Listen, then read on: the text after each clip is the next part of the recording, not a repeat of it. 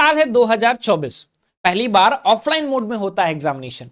इस एग्जामिनेशन में अगर इकोनॉमिक्स के सिलेबस की बात करें तो आपका कंप्लीट इंडियन इकोनॉमी बुक आता है, मैक्रो इकोनॉमिक्स कंप्लीटली आता है, और माइक्रो इकोनॉमिक्स आपका इलास्टिसिटी ऑफ डिमांड तक का जो पोर्शन है वो आता है। मतलब कि consumer behaviour, introduction to microeconomics, ये 2 यूनिट आते हैं। साल 2025 पैटर्न में सबसे ज्यादा चेंजेस किए गए हैं। 50 के 50 क्वेश्चंस मैंडेटरी होंगे, 60 मिनट का समय मिलेगा। इस बार के सिलेबस में इकोनॉमिक्स के क्या चेंज किया गया? इंडियन इकोनॉमी जो बुक थी कंप्लीटली ड्रॉप डाउन किया गया, उसको हटाया गया। माइक्रो इकोनॉमिक्स जो कि एक टफ पोर्शन माना जाता है उसको कंप्लीटली ऐड ऑन किया गया, और मैक्रो को एज इट इज छोड़ दिया गया। आता कब है ये सिलेबस? फरवरी के महीने में। एग्जाम कब है आपके? मई के महीने में। मार्च में होता है बच्चों का बोर्ड का एग्जामिनेशन, और मोस्टली बच्चों के एग्जामिनेशंस में आपके इंडियन इकोनॉमी पूछे जाते हैं बोर्ड्स में। अब यहां से स्ट्रैटेजी चेंज हुई बच्चों के लिए। बच्चों के लिए एक बॉम्ब जो है वो वहां पे फोड़ दिया गया था। महीना है दिसंबर का, साल है 2026 का, सीयूईटी का एग्जामिनेशन। यहां पे एक बार फिर से आपकी स्ट्रैटेजी को पूरी तरह से चेंज करने के लिए एनटीए ने फिर एक बॉम्ब फोड़ा है। बॉम्ब क्या है? अब तो मैक्रो इकोनॉमिक्स कंप्लीटली आएगा, माइक्रो भी कंप्लीटली आएगा जो कि टफ लगता है। साथ ही साथ इंडियन इकोनॉमी बुक जिसको लास्ट ईयर ड्रॉप किया गया था, कंप्लीटली ऐड ऑन कर दिया गया है। अब ये 3 बुक्स आपको पढ़ने पड़ेंगे। बोर्ड्स आने वाले हैं, किस बुक को ज्यादा प्रायोरिटाइज करें, सीयूईटी को प्रायोरिटी में कहां रखें, इन सब पे स्ट्रैटेजी बेस्ड क्या है डिटेल्ड सिलेबस बात करेंगे बस 2 टॉपिक पे इस कंप्लीट वीडियो में।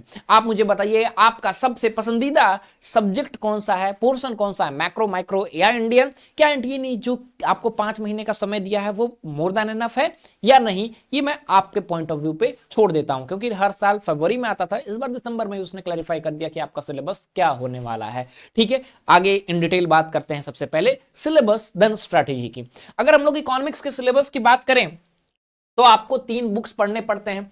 एक माइक्रो इकोनॉमिक्स पढ़ना पड़ेगा, एक इंडियन इकोनॉमी पढ़ना पड़ेगा, और एक आपका मैक्रो इकोनॉमिक्स पढ़ना पड़ेगा। ये आपका डिटेल। अभी ये सब पीडीएफ आपको कहां पे मिलेगा? ये पीडीएफ बेटा आपको मिल जाएगा डिस्क्लेमर, आप देखें तो डिस्क्रिप्शन में एक लिंक है, कमेंट सेक्शन में मैं पिन करा दूंगा, ह्यूमैनिटीज बोर्ड्स बेसिक शिक्षा का। ठीक है, नया टेलीग्राम चैनल है ह्यूमैनिटीज बोर्ड्स के बच्चों के लिए, वहां पे आपको मिल जाएगा। ठीक है, अब आपकी जर्नी जो है वो स्टार्ट कैसे होगी? 3, एक तो microeconomics, then macroeconomics, and then Indian economics से आपकी जर्नी स्टार्ट होने वाली है। ठीक है, इंडियन इकोनॉमिक डेवलपमेंट जो है। अगर हम लोग माइक्रो इकोनॉमिक्स की बात करें तो यूनिट 1 जहां पे आपको कंज्यूमर बिहेवियर एंड डिमांड को पढ़ना है, यहां पे बेसिकली आप क्या पढ़ेंगे? Core concept, central economic problems क्या है, देन कंज्यूमर इक्विलिब्रियम कब होता है, यूटिलिटी अप्रोच क्या है, demand and elasticity of demand. Demand and elasticity of demand में अगर देखें तो डिमांड से ग्राफ के क्वेश्चंस आते हैं, प्राइस इलास्टिसिटी ऑफ डिमांड से ज्यादातर न्यूमेरिकल्स आपके पूछे जाते हैं। ठीक है, वहीं यहां पे पीपीसी कर्व से क्वेश्चंस आते हैं, देन कंज्यूमर इक्विलिब्रियम से यूटिलिटी अप्रोच, चाहे कार्डिनल ऑर्डिनल हो, वहां से क्वेश्चंस आते हैं। मतलब कि unlimited wants, limited budget, optimal choices and creates demand, ये आपको चलना पड़ेगा। ठीक है, नेक्स्ट आपका आता है यूनिट 2। यूनिट 2 में आपको अभी तक आपने प्रोड्यूसर के हिसाब से देखा, कंज्यूमर के हिसाब से देखा, कंज्यूमर के बिहेवियर को देखा, प्रोड्यूसर के बिहेवियर को देखिए कि कैसे प्रोडक्शन और कॉस्ट डिफाइन होता है। ठीक है, यहां पे आपको production function short run long run में देखना पड़ेगा, जहां पे आपके वेरिएबल्स कैसे चेंज होते हैं, चाहे वो फिक्स्ड वेरिएबल्स हो या फिर वेरिएबल जो होते हैं वो कैसे चेंज होते हैं, उनको देखना पड़ेगा। कॉस्ट कब, फिक्स्ड, वेरिएबल, एवरेज, मार्जिनल देखना पड़ेगा। रेवेन्यू का कंसेप्ट कि कितना मेरा कॉस्ट लग रहा है उतना रेवेन्यू आ रहा है या नहीं आ रहा है, और प्रोड्यूसर कब इक्विलिब्रियम पे रहेगा कि जितना उसका कॉस्ट मार्जिनल लग रहा है, जब उसका मार्जिनल रेवेन्यू के बराबर हो जाएगा, कि एडिशनल कॉस्ट लगाने पर अगर उसका एडिशनल रेवेन्यू आ रहा है, बराबर है, तब तक तो वो अपना प्रोडक्शन कंटिन्यू रखेगा। तो यहां पे हम लोग फर्म्स के डिसीजन इंजन को बेसिकली देखने वाले हैं। एक वहां पे कंज्यूमर को देखेंगे, यहां पे प्रोडक्शन के हिसाब से देखेंगे। ठीक है, जहां पे आपके की terms labour, capital, production, output, cost, revenue and profit जो है वो रहेगा। थर्ड यूनिट जहां पे हम लोग कंपटीशन और मार्केट इक्विलिब्रियम को देखेंगे, यहां पे हम लोग परफेक्ट कंपटीशन को देखेंगे, supply and elasticity of supply की प्रोड्यूसर जब सप्लाई करता है तो क्या देख करके कब उसका प्रॉफिट है, कब सप्लाई को कम करेगा, कब सप्लाई को ज्यादा करेगा, उसको देखेंगे। Market equilibrium, excess, demand and supply को देखेंगे। Applications, price ceiling and price floating को जो है फ्लोरिंग को हम लोग देखेंगे, कब प्राइस को सील करती है गवर्नमेंट, कब प्राइस की फ्लोरिंग होती है। इंपॉर्टेंट कॉन्सेप्ट है आपके इकोनॉमिक्स में, तो वो हम लोग देखेंगे। एक्सेस, डिमांड, एक्सेस, सप्लाई के आप देख रहे हैं, माइक्रो लेवल पे इक्विलिब्रियम कहां पे आता है उसकी हम लोग बात करेंगे। मैक्रो लेवल पे भी हम लोग देखेंगे। तो कंसेप्ट चेक क्या है, एक कंज्यूमर के बेसिस पे हम लोग देखेंगे और एक प्रोड्यूसर के बेसिस पे देखेंगे कि मैक्सिमम सेटिस्फैक्शन इसको कहां मिल रहा है, इसको मैक्सिमम प्रॉफिट कहां मिल रहा है। ये बजट इनकम के थ्रू है, प्रोडक्शन के थ्रू है, डिमांड कर्व है, सप्लाई कर्व है, इसके थ्रू हम लोग देखेंगे। देन आता है आपका इंट्रोडक्शन टू मैक्रो इकोनॉमिक्स और नेशनल इनकम का चैप्टर, जहां पे हम लोग मैक्रो इकोनॉमिक्स के कॉन्सेप्ट को समझते हैं। सर्कुलर फ्लो ऑफ इनकम कैसे, अगर हम लोग टू सेक्टर मॉडल में देखें, जहां पे आपका एक हाउस होल्ड है, दूसरा आपका फर्म है, तो कैसे house hold land labour capital को प्रोवाइड करता है, फर्म जो है गुड्स एंड सर्विसेज के साथ आपका जनरेशन करता है इनकम का and at the same time production भी करता है।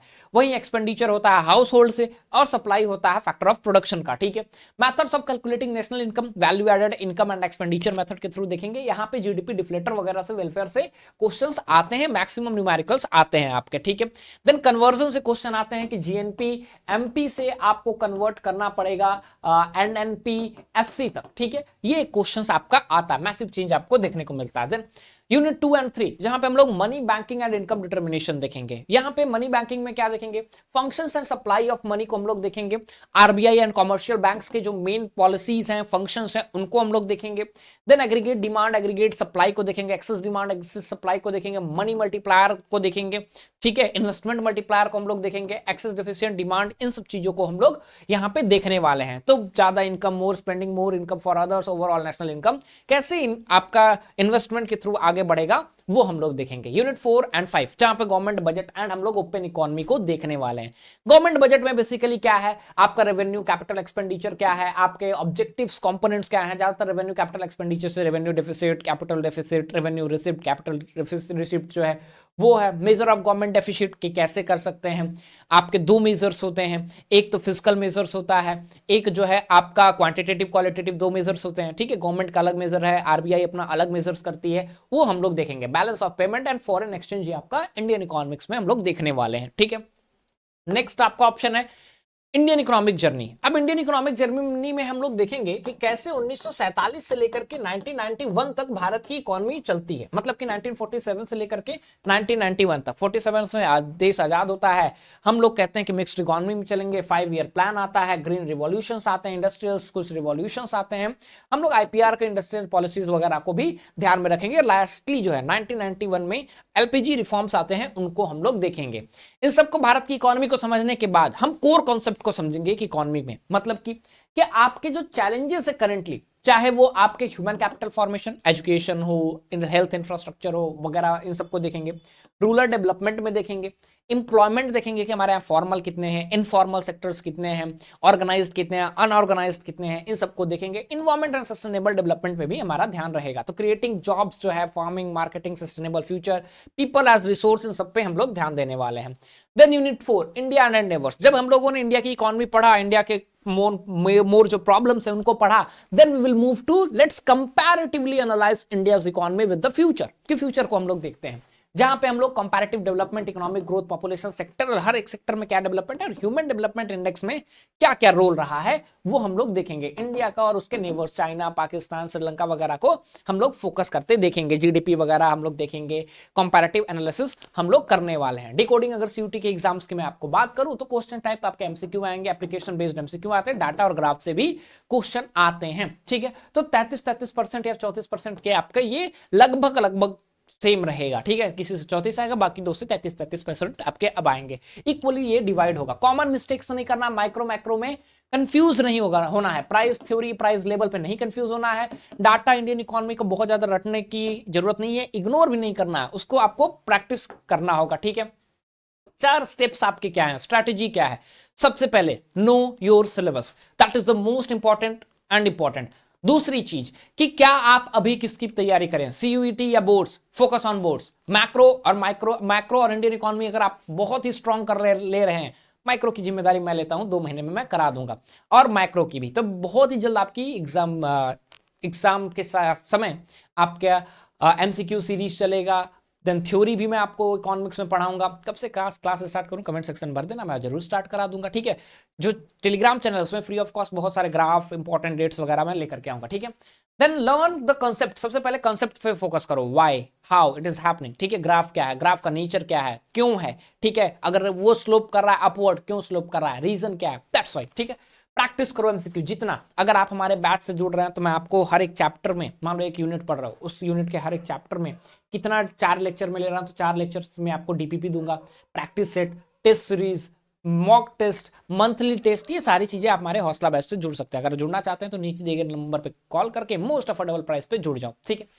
नेक्स्ट, रिवाइज करो, मोस्ट इंपॉर्टेंट। तो learn, revise, practice with strategy, focus on boards now, ठीक है। देन टेस्ट दो, फुल लेंथ मॉक टेस्ट वगैरह दो, that's the very important parts of your journey, ठीक है। So the journey is clear, your success is next, let's begin. तो शुरू करते हैं अपने इस सक्सेस को। तो आपकी ये स्ट्रैटेजी रही, स्ट्रैटेजी पे फोकस करो। Now completely focus on boards, ठीक है। आपके जो भी बोर्ड्स के पोर्शन है, तो इन तीनों में से 2 बुक तो आपके बोर्ड्स में आएंगे ही आएंगे, फोकस ऑन दैट, ठीक है। बाकी क्या होगा क्या नहीं होगा उस पर हम लोग आगे बात करने वाले हैं। Will meet in next video, till then thank you so much.